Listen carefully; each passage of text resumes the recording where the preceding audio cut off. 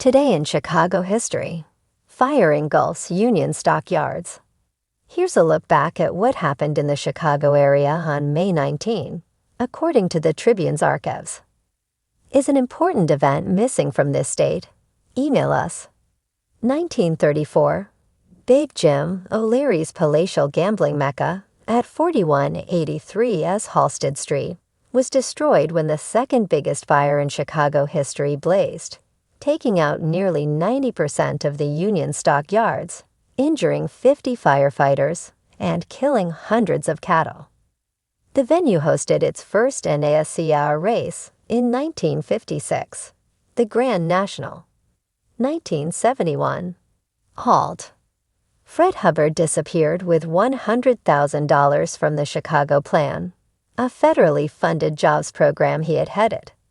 He was arrested by FBI agents in August 1972 at a poker game in a suburb of Los Angeles. Hubbard was brought back to Chicago, where he pleaded guilty to 16 counts of embezzlement and was sentenced to 2 years in prison in January 1973. After serving all but 10 weeks of his prison term, he ended up driving a cab. Later, Hubbard used a false name, Andrew Thomas, to land a job as a substitute teacher in the Chicago public schools. The ruse was discovered in 1986 when Hubbard, then 57, was accused of propositioning a 13-year-old girl at a grade school.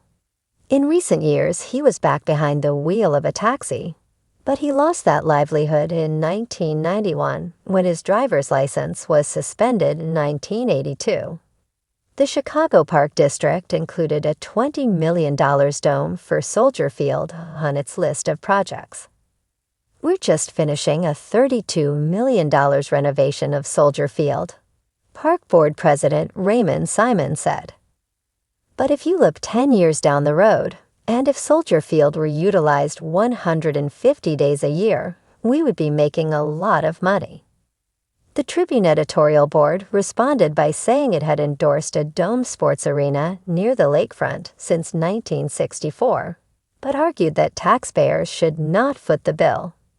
They are carrying a heavy enough burden without having to worry about status symbols, however attractive. Want more vintage Chicago? On this day in 1934, a dense black column of smoke twisted into the sky above Chicago's south side, visible for miles. Flames, furious, red, and relentless, devoured the sprawling wooden pens, cattle chutes, and warehouses of the Union stockyards, igniting both fear and memories of Chicago's combustible past. The Union stockyards had long been the beating heart of the city's meatpacking empire. Since opening in 1865, the yards had seen millions of animals pass through its gates. It was a world within a world, bustling, brutal, alive with the groans of livestock, the shouts of workers, the whistle of trains. Upton Sinclair had immortalized it in the jungle, and by 1934, though the industry was already changing, the yards remained a living monument to Chicago's industrial light. But that Sunday morning, the clatter of hooves and the clang of iron gates gave way to a crackling roar. It began with a spark, officials later claimed, likely from a stray ember in one of the horse barns on Exchange Avenue. In the early summer heat, the aged creosote-soaked timbers caught quickly, flames racing through the narrow alleys and bridges like a predator on the hunt. By noon, the fire had grown into a full-fledged inferno. Firefighters from all over the city descended on the scene, their engines clattering over cobblestone slick with water in panic. Old-timers recalled the Great Chicago Fire of 1871 as they watched hoses stretch like vines across the stockyard labyrinth.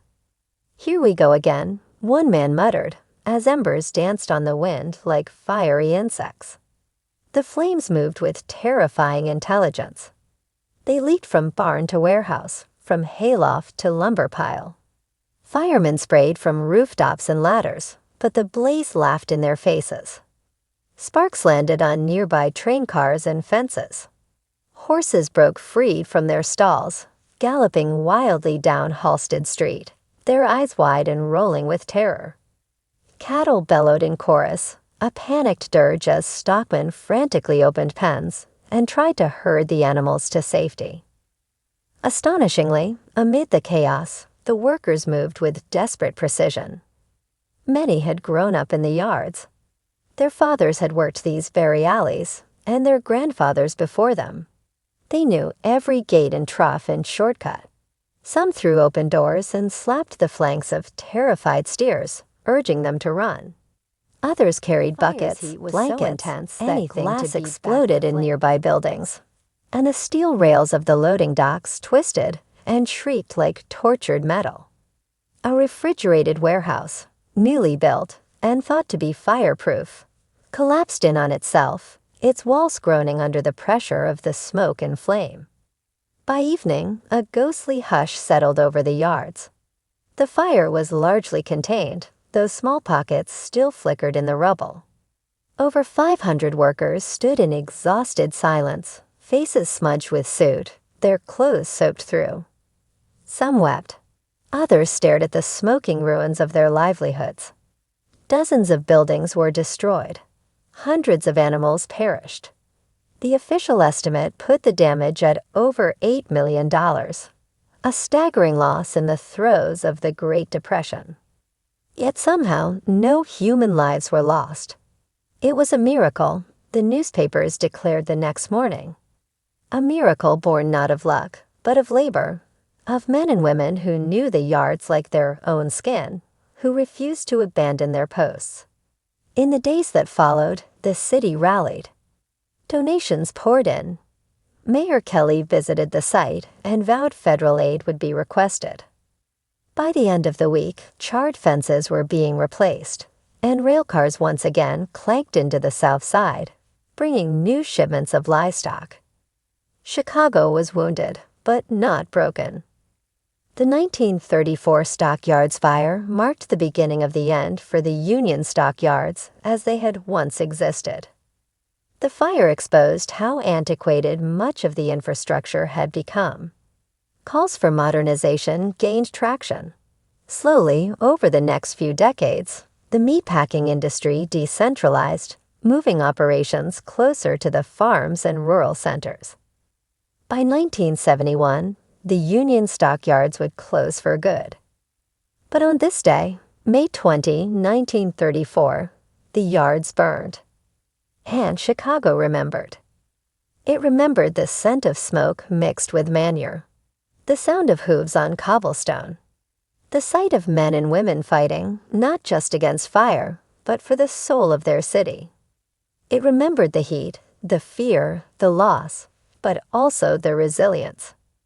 Because in Chicago, even fire learns not to underestimate the people. Today, a small gate arch remains where the yards once stood. The famous limestone gate, designed in 1879, was spared by the flames and now serves as a quiet monument. Tourists snap photos. Schoolchildren on field trips learn about meatpacking and muckraking journalism.